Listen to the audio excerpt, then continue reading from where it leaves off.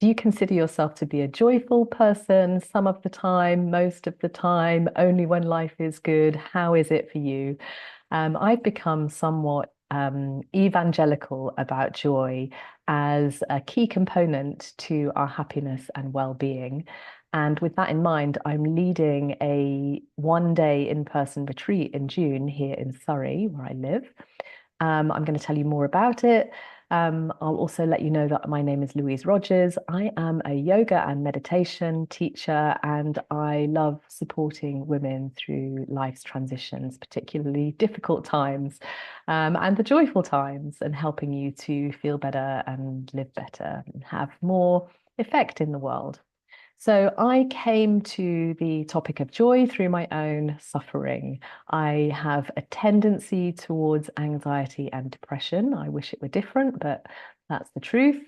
I experienced quite an intense bout of depression when I was about 30 years old. And then I would say I felt very low when I was about 51, a few years ago. I got to a place where I felt kind of flat, a lot of apathy, periods of feeling very, very low. I'm unsure if I would call it full-blown depression, but a distinct lack of joy. And as well as this tendency towards these sort of kind of more negative emotions, if you like, I also have a strong desire to learn. I'm very curious. I love helping people. So I set about finding out more how I could help myself and how I could help others. So there were certain circumstances in my life, both back then when I was 30 and more recently, that I needed to look at. So that was my work, my relationships, my environment, and also understanding my nervous system and really getting deep into what my core needs were and whether those were being met. So many of the women I work with care for others. They're either mothers or they're perhaps in a caring role. They might be teachers. They might be working in healthcare. They may also be managing a team at work and have some responsibility there. And often I see women in midlife in particular kind of feeling the squeeze of caring for others, not being able to prioritize themselves, and also those sort of hormonal shifts that I mentioned. And then, of course, we may well experience children leaving home or parents getting sick and having to care for them. And that was certainly my story. So joy, I feel, really matters. And when I started to research it more, I understood that it definitely impacts our physical health. So having more joy, experiencing more joy has a profound effect on a positive effect on our immune system, reduces inflammation in the body, and these are all documented studies, valid studies. Um, Definitely reduces our stress hormones, improves our cardiovascular health, lowering blood pressure, things like that. And also there have been studies shown that we can actually increase our lifespan through living with more joy, more happiness. It's clear to me that the mental health benefits for having more joy are there. So helping with feelings of low mood, depression, anxiety, and also building a kind of emotional resilience in our relationships. The ability to experience joy really deepens our connectivity and also with ourselves, with our self-esteem. We learn how to perhaps interact and respond to life rather than reacting, sometimes in a less optimal way. And of course, experiencing more joy helps us really thrive. It helps us with our creativity and our motivation. So all these reasons why we should be very interested in how we can live a more joyful life. So on the day that I'm leading in Surrey, we will be taking a very combined mind-body approach.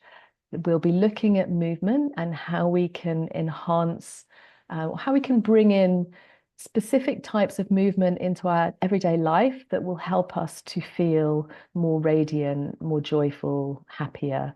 And that will be different for everybody. So we'll really explore that.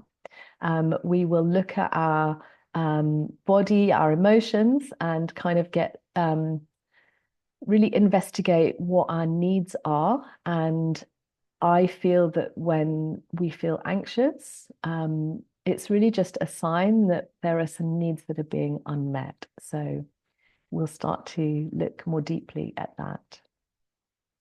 We will consider, well, we'll work quite a lot with our mind, and this is where a huge change has happened for me in using meditation to understand my mind better, to cultivate and enhance positive ways of thinking, positive tendencies of the mind, and also to embed the things that are good instead of allowing them to kind of move on quickly. So it's really important that we learn how to take in the good and really kind of hardwire it so that positive states become lasting states rather than passing traits. Okay, so, and one of the things that when we work with joy, we can somehow get the quick fix, the good meal, the watching something uplifting on television, and those might create joy in the moment, but they can also be a bypass where we're not actually attending to the discomfort underneath. So this is why I'm so passionate about kind of not just papering over the things that are tricky, but understanding how we can work with our hearts and minds to support long-term well-being and joy as a way of living rather than kind of something like a quick fix. I hope that makes sense. So I'll have a guest with me on that day. I've got a beautiful movement teacher called Jo who will lead a sort of dance-inspired movement session with music. And I actually really enjoy dancing, but I'm very self-conscious and I'm not a dancer. I never had any dance training when I was younger. And there's something about the way Jo teaches that feels very inclusive. You can participate or not, but she has a beautiful way of helping you to feel your body without feeling self-conscious or like you have to get it right. So she's had a really positive effect on my relationship with my body and movement. So my intention for the day is that you understand yourself better and you have some real strategies for practicing joy, for uncovering the blocks to joy, because those are the things that are going to trip us up and, keep bringing us back down. And in turn, kind of feel that natural joy because it's really your birthright. Joy is there. It just gets covered over with the difficulties in life. So, and this is so important, I feel, because the world is tumultuous. It feels pretty crazy right now. And of course, we're all going to experience aging, sickness, and death eventually. So, how can we meet the challenges of life with greater wisdom and maintain our essential nature of peace and joy? So, there's loads more information on the event page. And I just want to finish by saying what I have learned has had a really profound effect on my life. Joy can have many flavors, from kind of a quiet contentment and satisfaction to kind of an exuberant, bubbly joy. And I'm really interested in kind of the spectrum. So we can have that sort of peaceful, calm experience of joy being there, even if life is difficult, as well as understanding like our own sort of recipe for joy, if you like, the things that really lift us. So if this speaks to you, please join me. And if you want to hear more, but you can't join this day, stay in my community because I'll be sharing more free resources along the way. But again, this one day event it's such a great opportunity to learn with other people. And the biggest changes for me have happened when I've been in workshops, in trainings, in retreats with other women.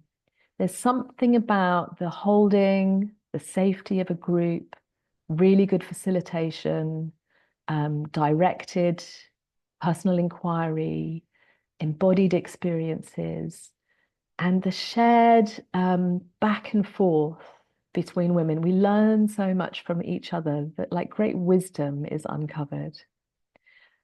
So I really hope to see you and thank you for taking the time. And yeah, I hope that I can help awaken joy.